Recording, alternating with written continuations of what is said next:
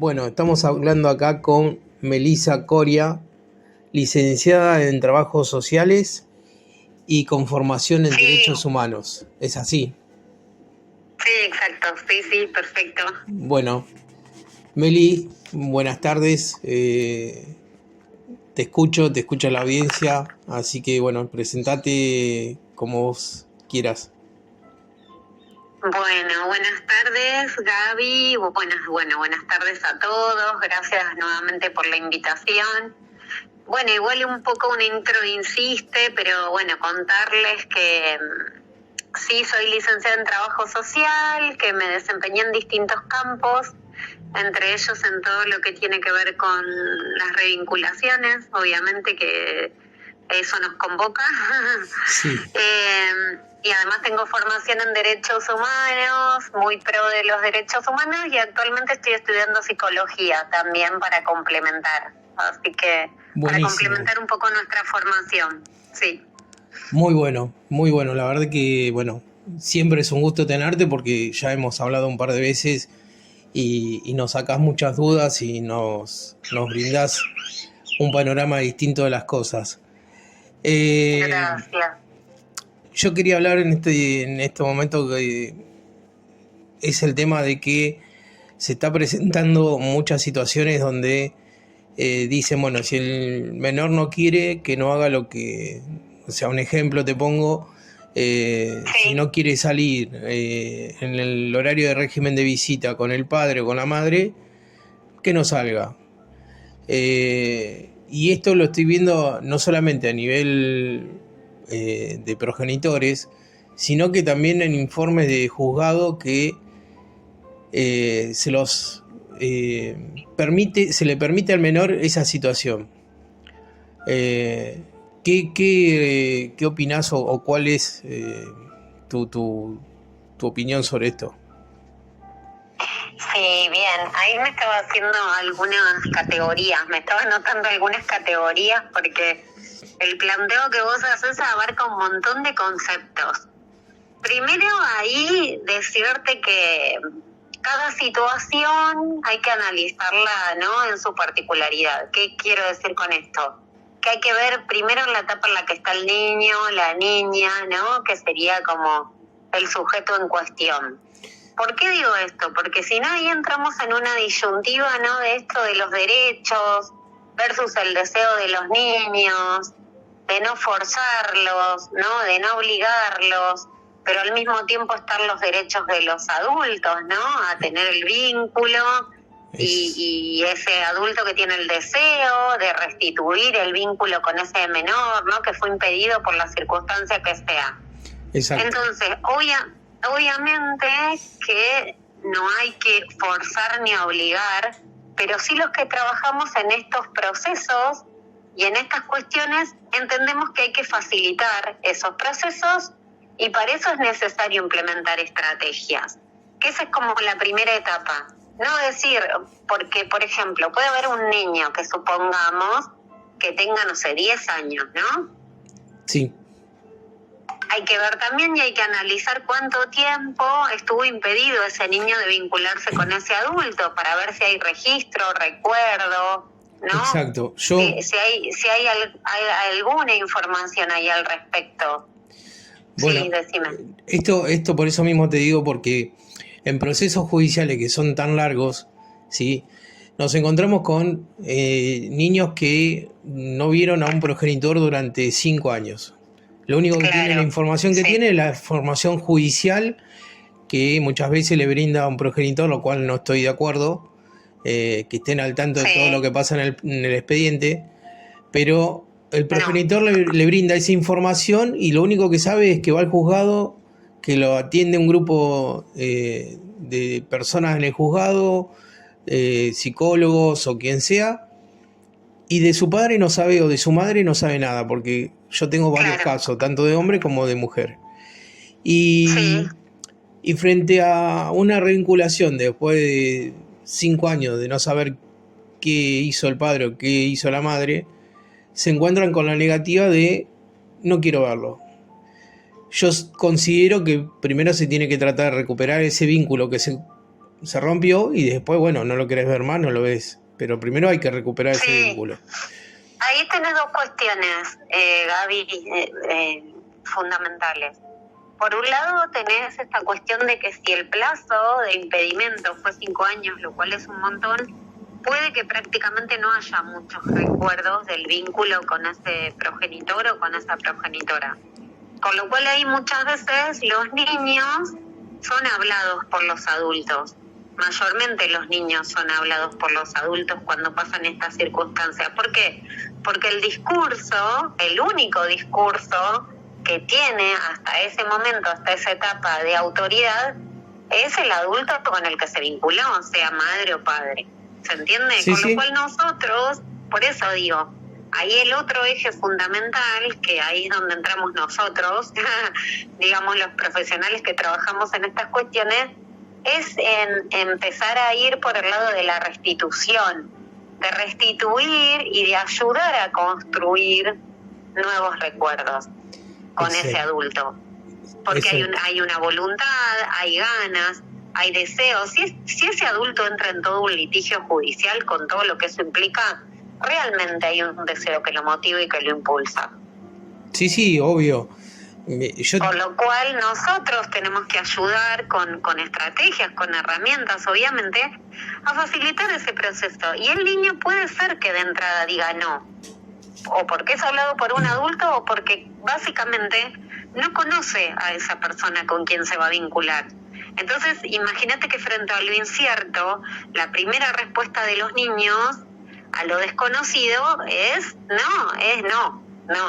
Vos, si a un niño le preguntas, ¿querés ir con un tío que no conoció nunca? Y no va a querer.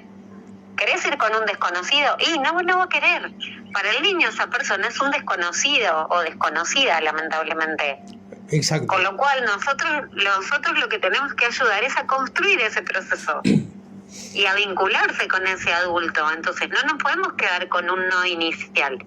Lo que tenemos que hacer todos los profesionales que trabajamos en esta cuestión es desarmar el discurso, ayudar a desarmar el discurso, facilitar el proceso y ayudar a ese niño a que empiece a tener el deseo, ¿no?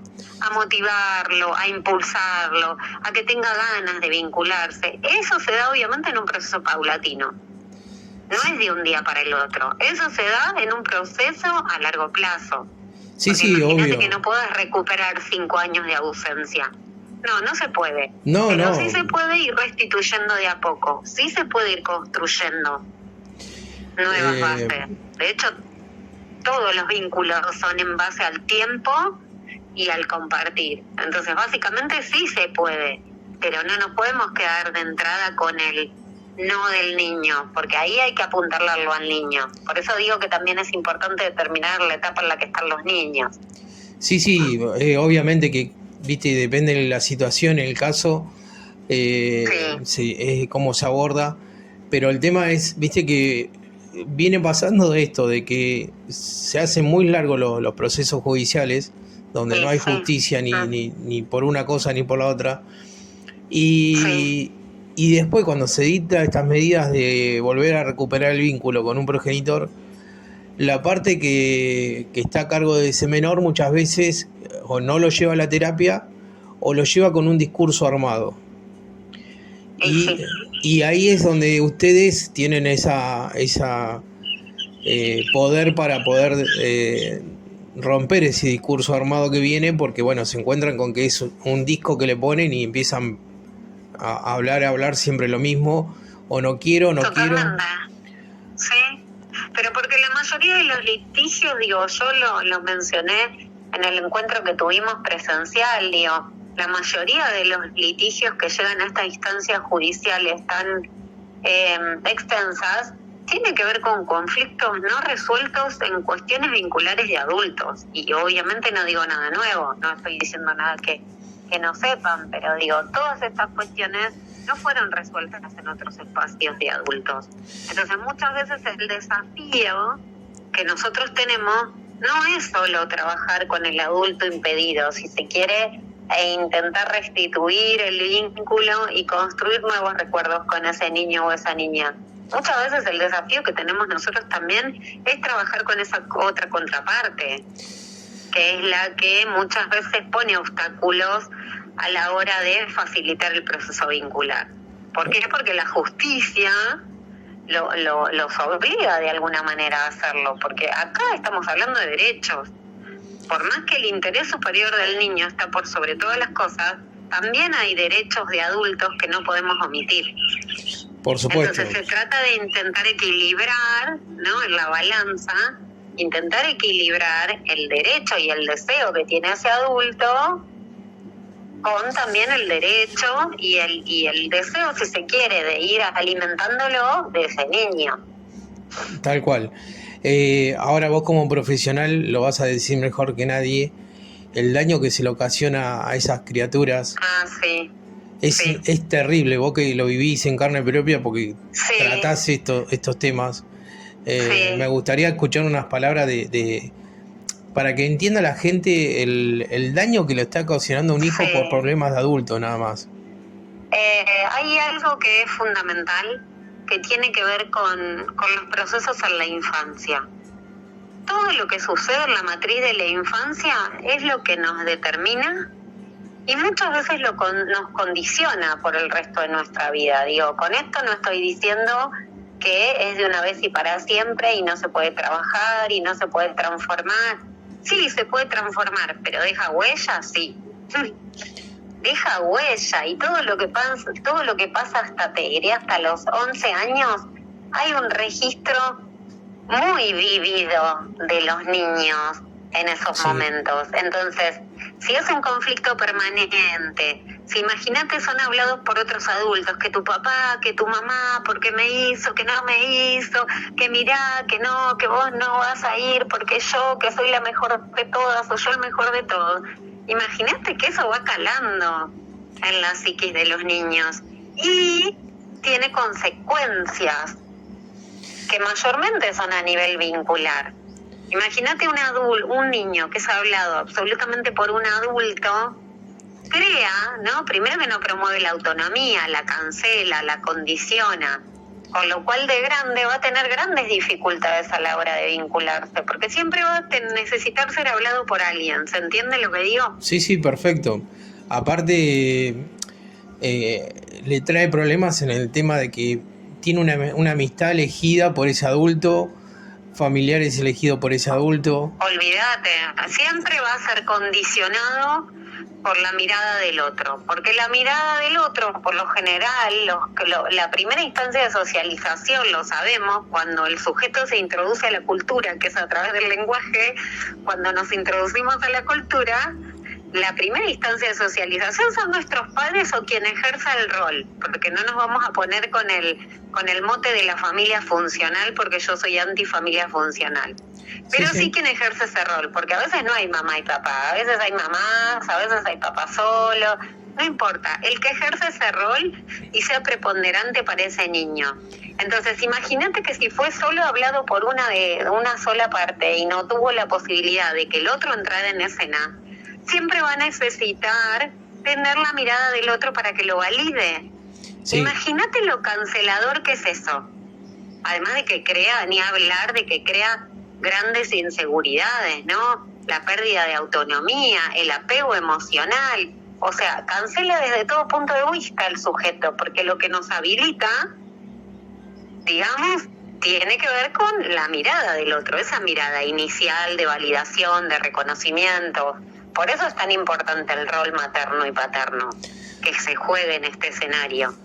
Sí, es fundamental, igual que el tema de los abuelos, de los primos. Todos los roles de afecto. Si no tiene hermanos, bueno, tiene primos, tiene tíos, a veces no tienen papás, pero tienen tíos que pueden, ¿no?, aportar la mirada masculina, tienen abuelos, todos los aspectos que ese niño pueda tener es lo que lo va construyendo, porque, digamos, lo que nos va construyendo como sujetos y lo que nos sostiene, Gaby, es el famoso andamiaje. Bueno, lo decía Freud, obviamente, el andamio. Sí. El andamio es tu base. Es donde vos, es lo que vos te sostiene, es lo que nos sostiene como sujetos. Digo, ponele que tengas una familia flojita de papeles, ¿no?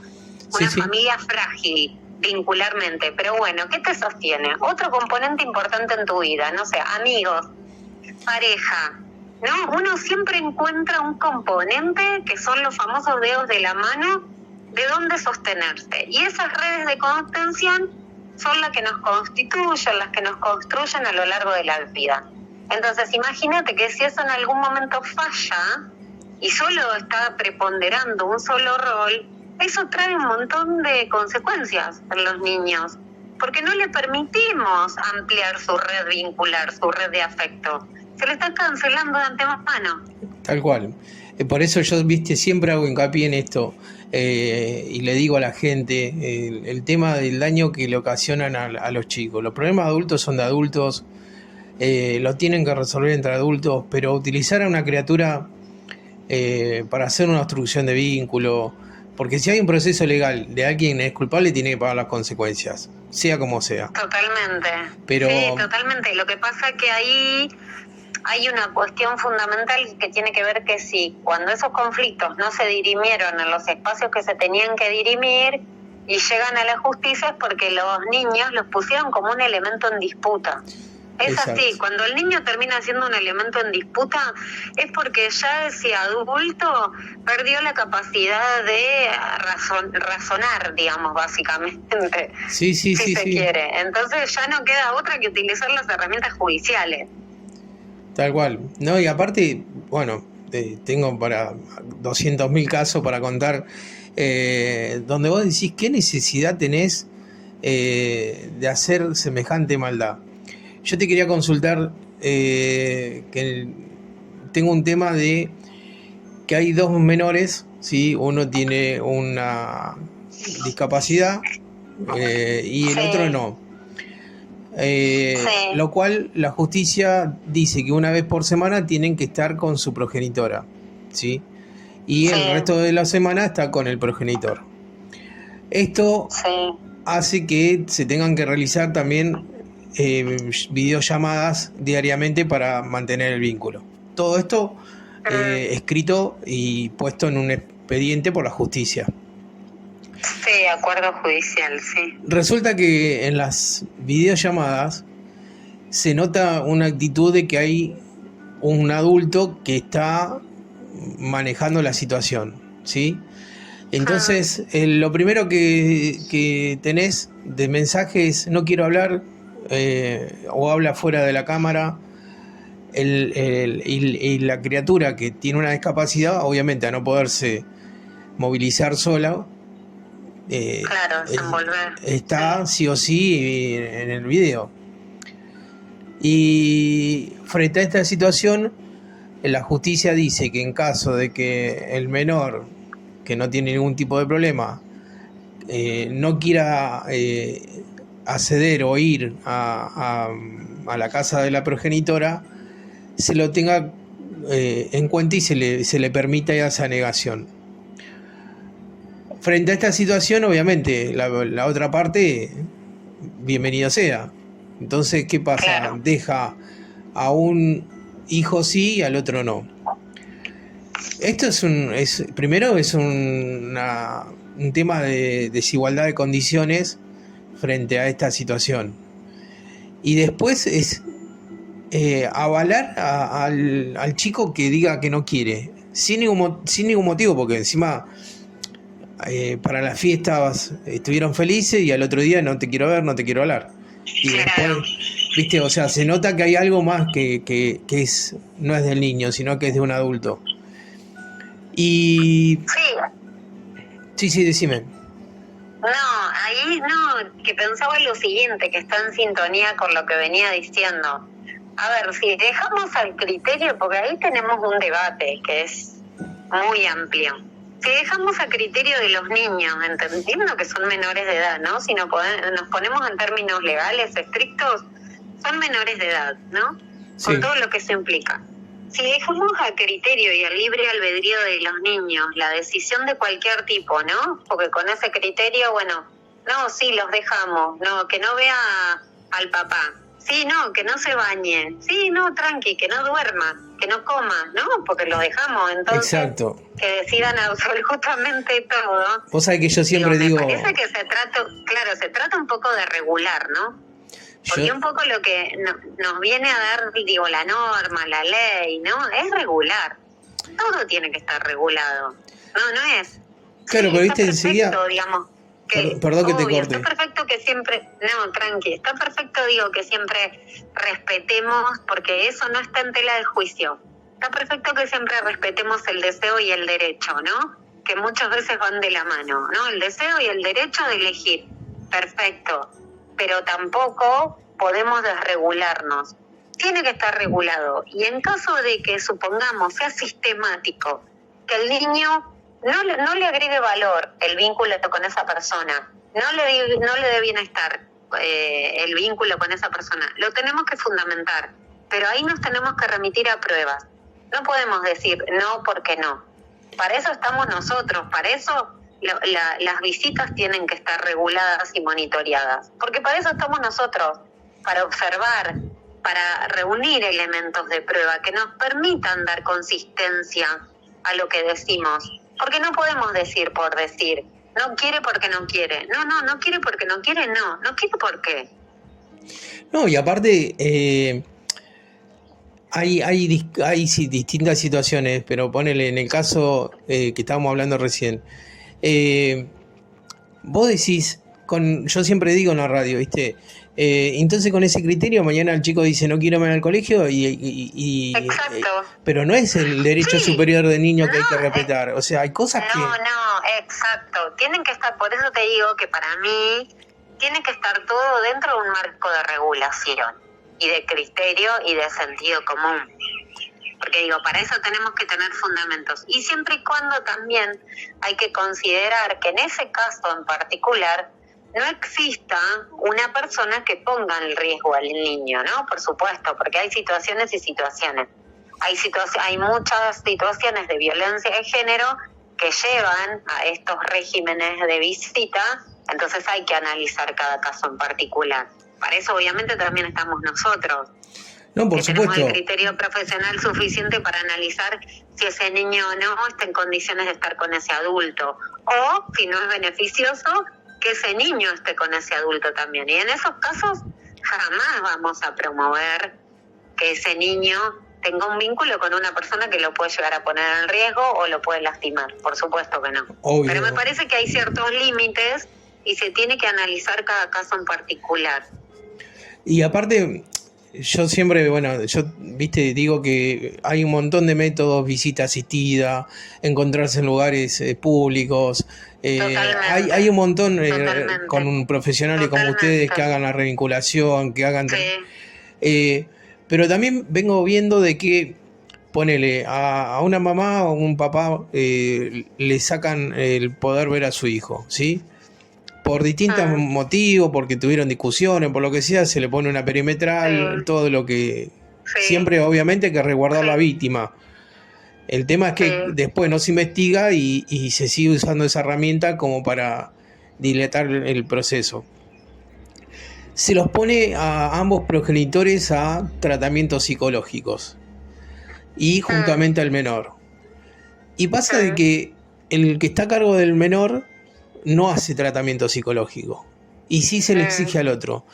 Eso es una locura porque la persona que está a cargo del menor es la que más tiene que estar observada en que esté todo bien, o sea, de que esté en tratamiento psicológico, depende del hecho siempre, obvio, pero vos sabés que... Y además entender que, digo, el espacio terapéutico permite adquirir herramientas también.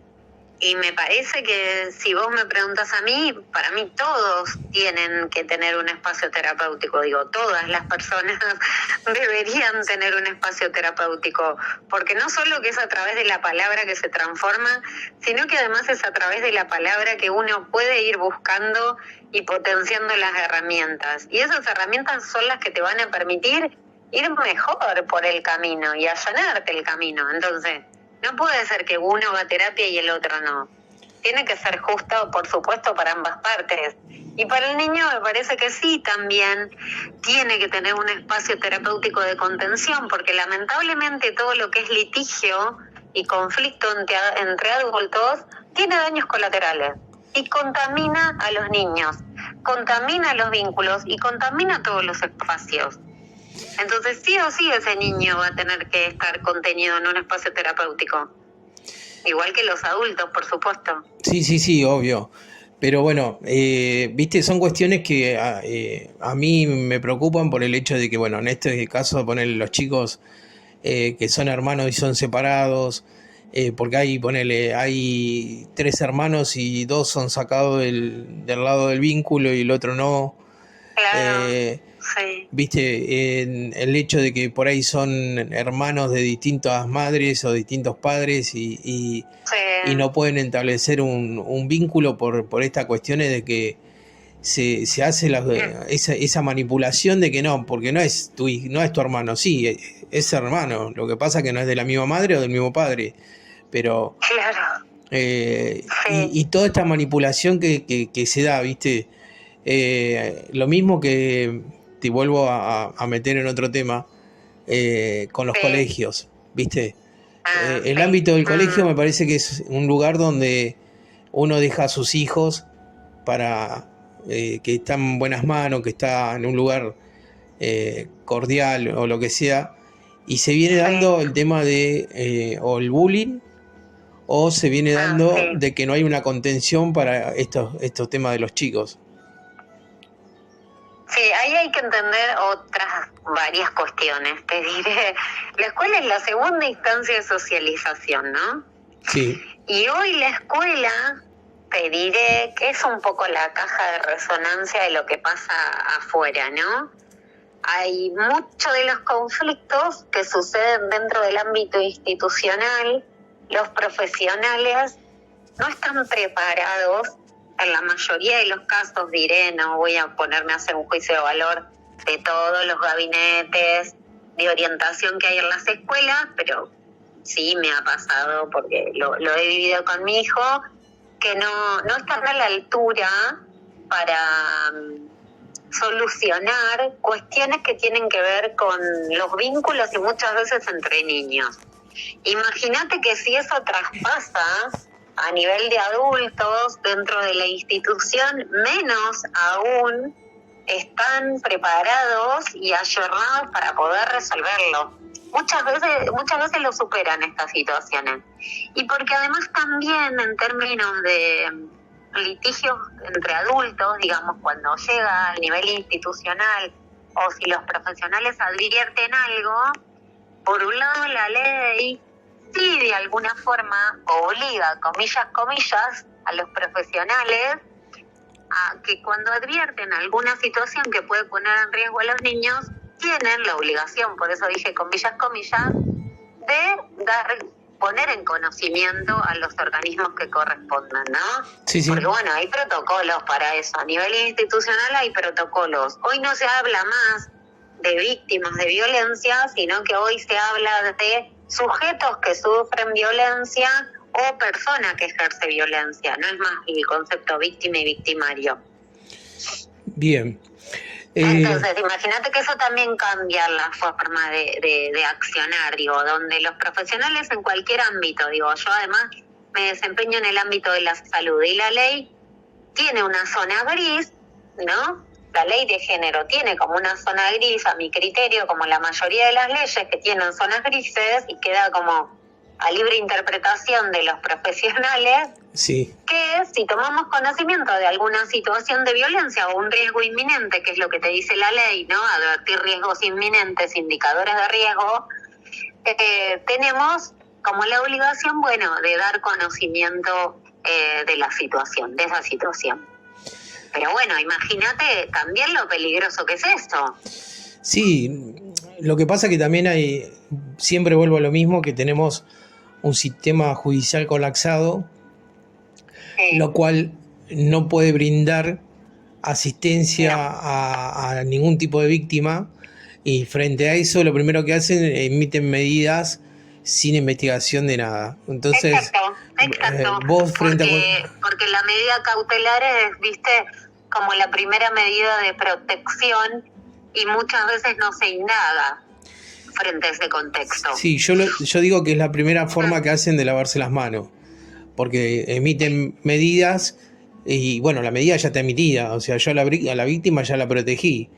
Ahora, después el resto no se Sí, investiga porque hay un montón de casos donde pasan años donde esa persona sigue sin tener justicia. Entonces, ¿qué onda?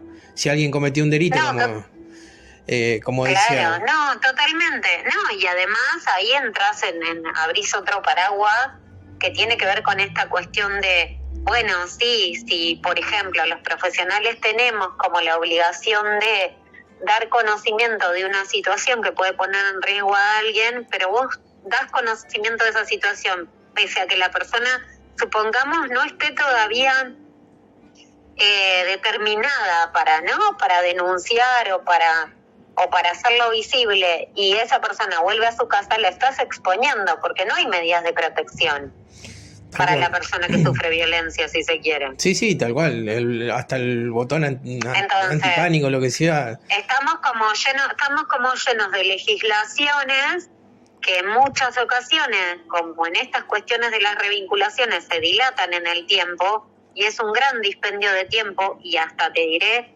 de energía, porque las personas la mayoría de las personas que yo conozco que están litigando con la justicia por cuestiones de revinculaciones están agobiadas, porque se les va mayormente la vida litigando con la justicia, porque jamás los tiempos judiciales son los tiempos humanos.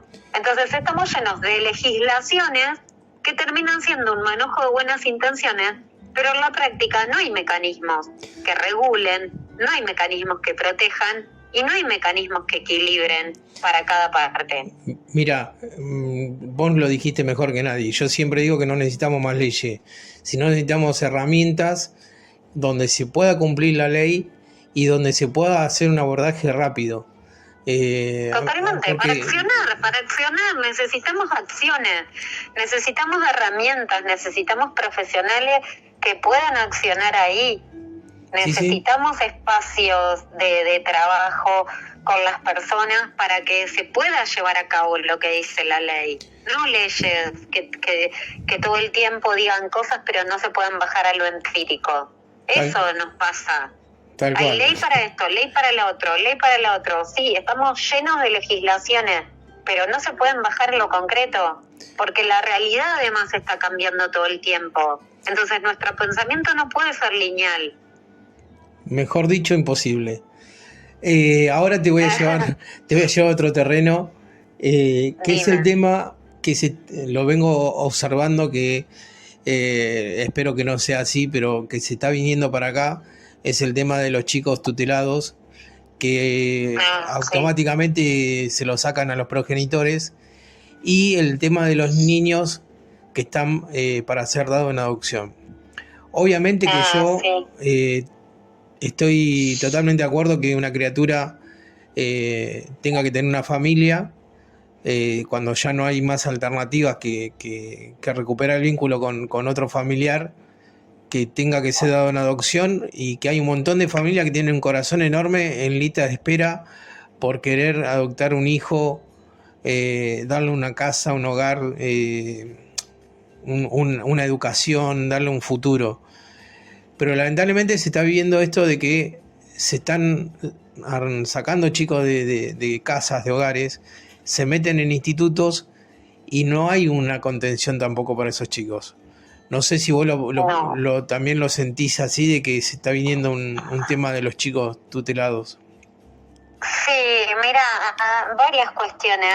A mí me atraviesa bastante porque yo durante 18 años trabajé con jóvenes en conflicto con la ley. Así que imagínate que trabajé bajo el sistema de responsabilidad penal juvenil con niños, te diré, adolescentes y jóvenes que muchas veces estaban o con medidas asistenciales, como decís vos, en institutos, en hogares o en casas de abrigo, como le llaman también, o obviamente que tenían alguna causa judicial, pero como son menores, estaban en institutos de menores.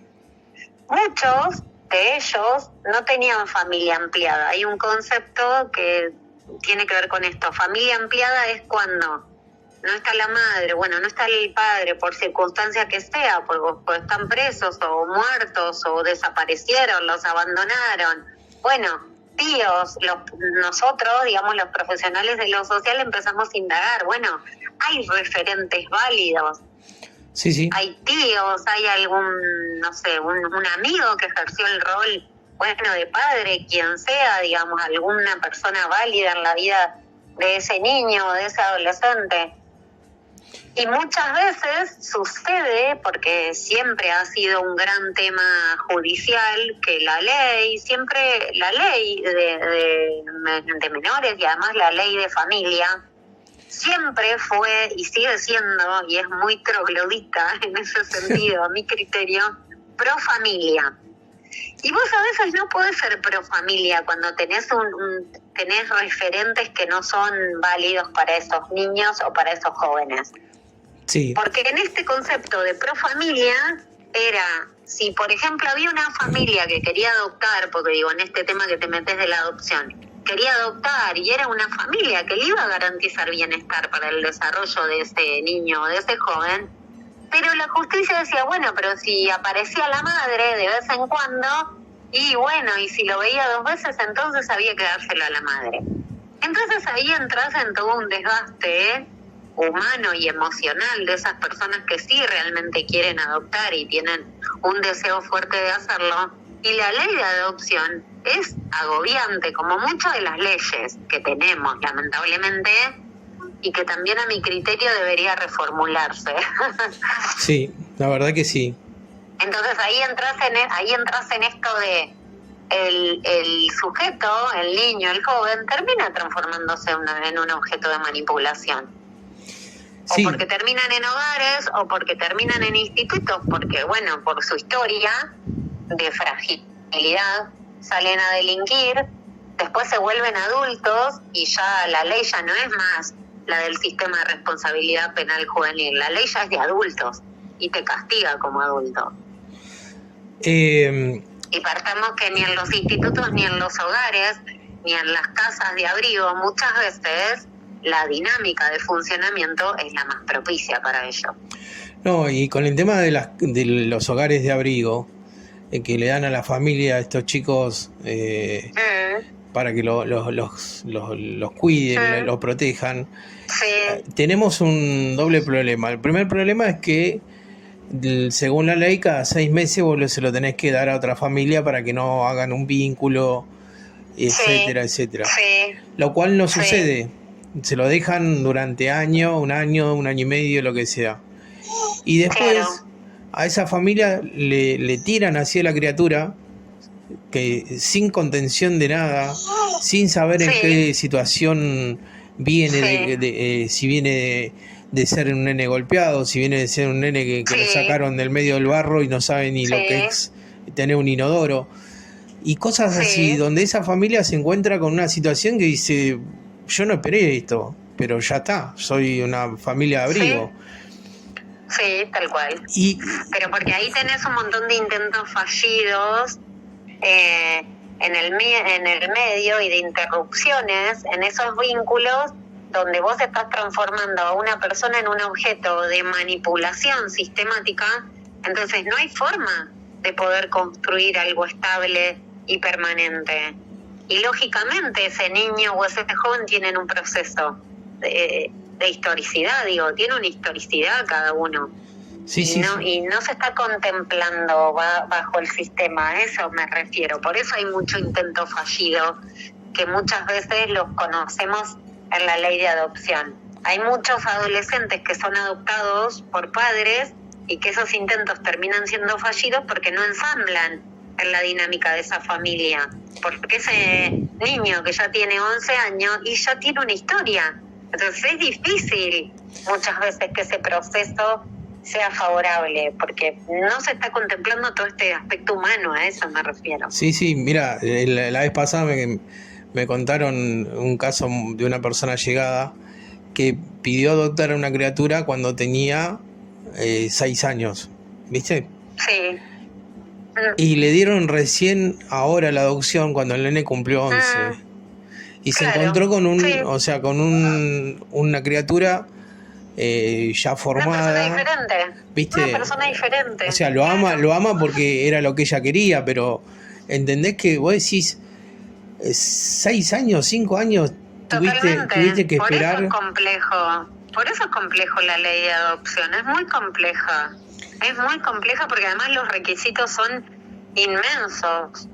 Y después, bueno, Pero ahí es donde nos ponemos en debate, ¿no? Digo, a veces la ley se pone estricta en algunas circunstancias y en otras hace caso omiso, básicamente. sí, yo creo que son los que administran todo este sistema de la ley, porque Sí, la sí. ley, viste, depende la interpretación que le da cada uno, es lo que... Totalmente, que queda el libre albedrío de la interpretación de cada uno, porque tiene un montón de zonas grises. El otro La mayoría día... de las legislaciones que tenemos tienen zonas grises. Sí, lo que pasa que yo creo que no hay una mirada hacia la infancia, viste, porque ponele, el otro día una mamá que se comunicó con nosotros desesperada, le sacaron a su hija cuando tenía 4 años y ella estaba embarazada. Hoy la nena está en estado de adopción, ¿viste? Posible adopción. Y tiene una hermana que no conoce, tiene una madre que quiere ver a su hija, quiere revincularse con su hija, aunque sea verla, tener un vínculo, porque la dejó en el colegio y cuando salió del colegio le dijeron, no, tu hija se la llevó el asistente social, el servicio local. Por denunciar a una maestra, bueno, se armó todo un lío y la cuestión que terminó sin su hija, que hoy tiene 6 años y están en posible adopción. Y entonces yo digo como, la madre está luchando por recuperar a su hija, tiene una pareja, tiene una hija, la nena tiene una hermana. O sea, no hay nada, no hay un sistema que diga, alguien que tenga 2 dedos más de frente y diga, che, pará, vamos a ver si se puede revincular. Porque esa criatura la sacaron, fue al colegio, vestida al colegio y pensó que, es más, hay un video que le da un beso en la panza a la madre. Y cuando sale, Sí, no, terrible. se la lleva al servicio local. ¿Viste? Entonces... No, yo ahí me quedé pensando en algo que dijiste vos y me permito corregirte. Sí, en sí. que no sé si no hay una mirada de la infancia, no hay una mirada humana y empática, que es lo que falta, que tiene que ver con esto que le pasa al otro, con lo que le pasa al otro, cómo lo vive el otro, digo, porque lo vemos habitualmente, vemos el dolor de los padres, te digo porque lo escucho, o sea, nosotros trabajamos con eso básicamente, con la escucha, y lo escucho a diario, los padres que sufren, o las madres que sufren, los hijos que sufren. Digo, no hay un registro de eso, a eso me refiero. Sí, sí. Todos estos marcos de regulación que quizás vienen a ordenar, porque sí, son necesarios, son súper necesarios que tengamos leyes, porque si no sería un caos social, pero no tiene esta mirada humana, ¿entendés? Muchas veces no porque no, sin fundamentos, y no está este registro, ¿entendés? Y esta sensibilidad que muchas veces tienen que tener los profesionales que trabajan en estas cuestiones. No estamos trabajando con electrodomésticos, no somos, viste, Frávega, no somos Frávega. Sí, Nosotros sí. trabajamos con personas y trabajamos con el malestar. Sí, como digo ¿Para yo... qué? Para intentar garantizar cierto bienestar, ¿no? Para acompañar esos procesos, ¿no? De restitución de derecho, porque no es más ni menos que eso. Se vulnera un derecho y ese derecho que se vulnera trae un montón de consecuencias a nivel humano, a nivel psíquico, más todo este desgaste judicial y todo este litigio genera un daño enorme en todos, en todos los involucrados. Es un escenario que se transforma y que se transformó sistemáticamente. Tal cual. Yo siempre digo lo de los juzgados. Vos entrás al juzgado y en las oficinas tenés hasta el techo de expediente. Y yo digo, no son números, son criaturas que están esperando una resolución. Y vos ves eso, vos decís, qué mal que estamos, cómo estamos cayendo porque nosotros ya tenemos una vida armada, tenemos medianamente ya todo mediano organizado, pero estas criaturas les espera un futuro muy complicado, un futuro donde van a tener que remontar el no tener un vínculo con su padre, su madre, sus abuelos, encontrarse con situaciones que fueron judicializados desde bebé, ya tan judicializados, y es muy duro porque cuando sos grande te empezás a encontrar con una historia que vos decís, epa, ¿qué pasó? Sí, yo creo que sí, no es imposible de transformar, obviamente que sí va a llevar tiempo y muchas veces terapia para todos los involucrados básicamente, pero sí creo que si hubiese más registro, ¿no? Más registro, tener registro del otro tiene que ver con esto de que lo que yo digo o lo que yo haga te puede impactar a vos, te puede lastimar. Si yo no tengo registro y a mí me importa la nada misma, lo que digo y lo que hago sistemáticamente y me ensaño, obviamente que voy a generarte un daño a vos y a quien sea. Entonces, si partimos de la base de que si la mayoría de las personas, digo en general, tuviesen más registro del otro, estas cosas no se llegaría a estos litigios. Créeme que no se llegaría a estos litigios. Para mí, bueno, mira, yo el otro día en la radio hacía un comentario de el terrible gasto de dinero que lleva un litigio. Dispendio enorme, digo, enorme dispendio económico. Un ejemplo, le podías comprar, que yo no sé, creo que dije algo de 15, 20 pares de zapatillas ¿Sí? a un hijo, ¿Sí? no sé cuántas cajitas, ¿Sí? cuántas hamburguesas, cuántas fichas de jueguitos. ¿Sí? Yo digo, si entenderían un poquito que todo ese dinero, en vez de abocarlo en hacer daño al otro, lo arreglan los conflictos de una manera más sana, donde un hijo pueda decir, bueno, le escribí la cartita a Papá Noel en la casa de mi mamá y en la casa de mi papá, y Papá Noel pasó por las dos casas.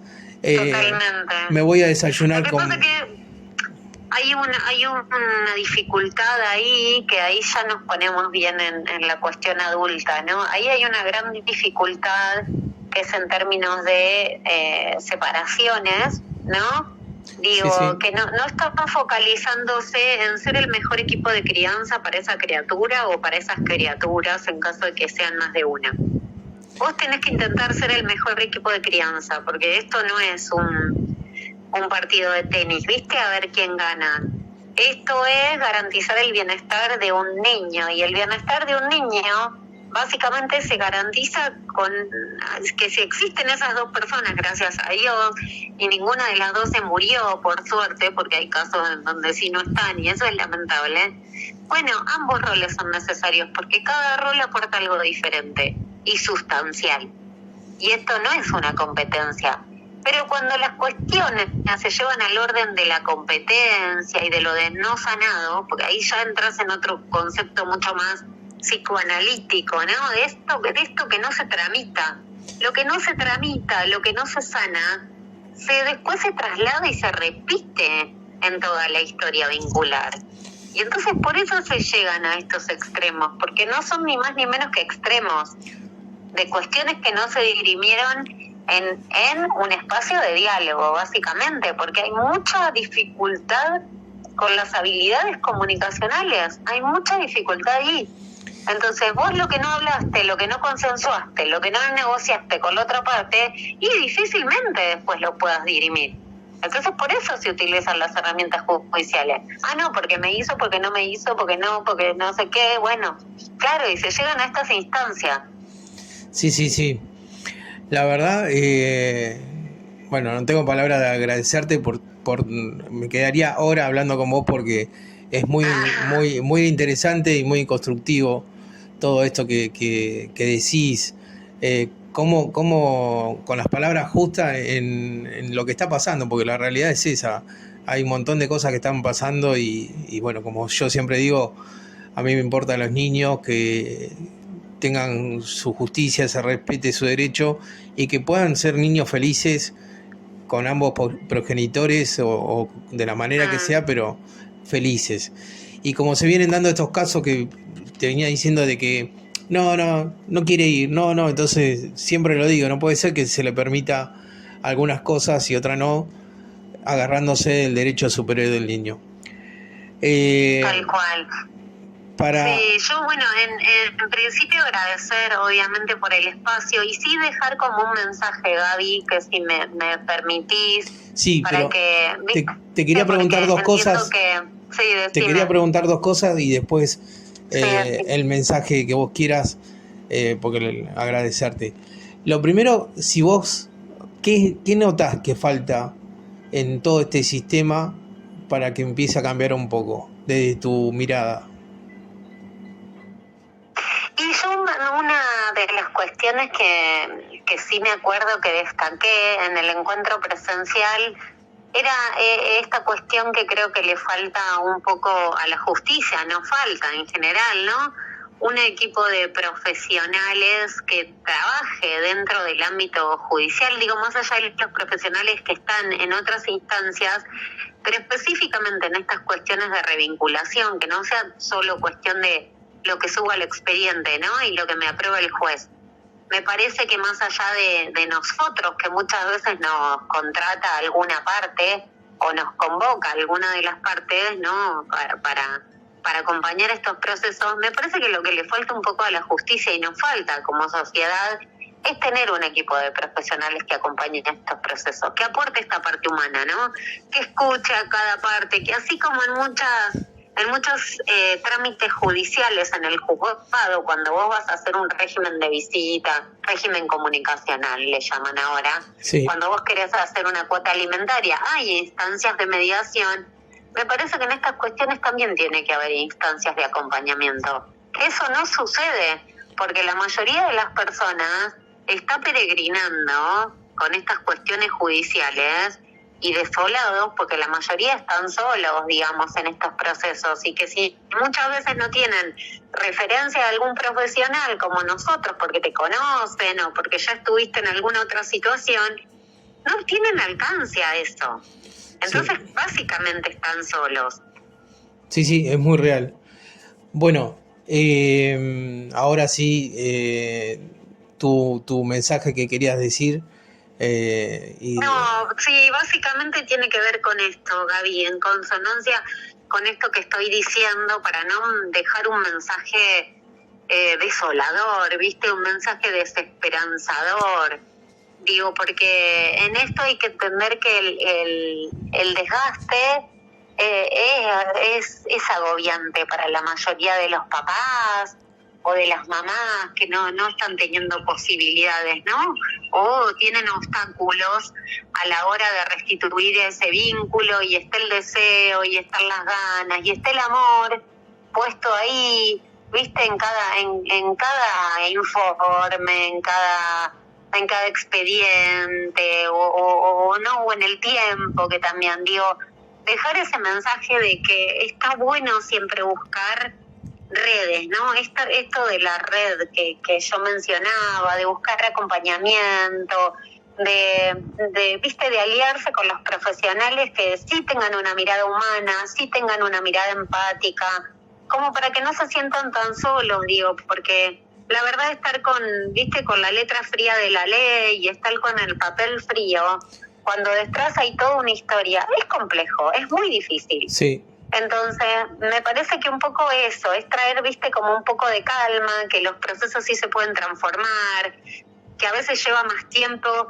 pero que bueno, que hay que perseverar, porque tiene que ver con distintas realidades, que no bajen los brazos, que obviamente que es desgastante, pero no hay que bajar los brazos, porque me parece que al final del camino, yo lo he vivido en procesos muy largos, y al final del camino se pueden lograr, construir nuevos recuerdos ahí y reversionar ahí un poco los vínculos. Sí, yo la verdad, bueno, otra vez agradecerte como siempre, y yo siempre digo que no solamente no hay que bajar los brazos, sino que si no hacemos algo nosotros por nuestros hijos, no lo va a hacer nadie. Totalmente. Sí hay que estar al tanto de todo lo que pasa en las causas. Yo estoy haciendo casi todos los programas informando de cómo hacer para ver su expediente, asesorarse, buscar ayuda en donde sea, con cualquier ONG, con nosotros, con quien sea, no importa, pero buscar la contención de no sentirte solo en este camino. Y como no todos los casos son iguales, para algunos casos son eternos y para otros se solucionan más rápido, pero buscar siempre el asesoramiento o la ayuda, porque es un camino muy duro y muy largo. Entonces, bueno, siempre pido eso, y por eso te agradezco a vos que despejás estas dudas, que fueron cosas que vienen pasando y que nos llaman, se comunican con nosotros, y qué mejor la voz de una persona profesional como vos, y bueno, aparte que siempre nos estás dando una mano, como aquel seminario que hicimos y eso. Melissa, tengo nada más que palabra de agradecimiento, te robé un montón de tiempo y bueno. No pasa nada, lo que necesiten ya sabes, a disposición. Perfecto. Bueno, estamos hablando acá con Melissa Coria, licenciada en Trabajos Sociales y con formación en Derechos Humanos. ¿Es así? Sí, exacto. Sí, perfecto. Bueno, Meli, buenas tardes. Te escucho la audiencia, así que bueno, presentate como vos quieras. Bueno, buenas tardes, Gaby. Buenas tardes a todos. Gracias nuevamente por la invitación. Bueno, igual un poco un intro insiste, pero bueno, contarles que sí, soy licenciada en Trabajo Social, que me desempeñé en distintos campos, entre ellos en todo lo que tiene que ver con las revinculaciones, obviamente que eso nos convoca. Sí. Y además tengo formación en Derechos Humanos, muy pro de los derechos humanos, y actualmente estoy estudiando psicología también para complementar. Así que buenísimo. Para complementar un poco nuestra formación, sí.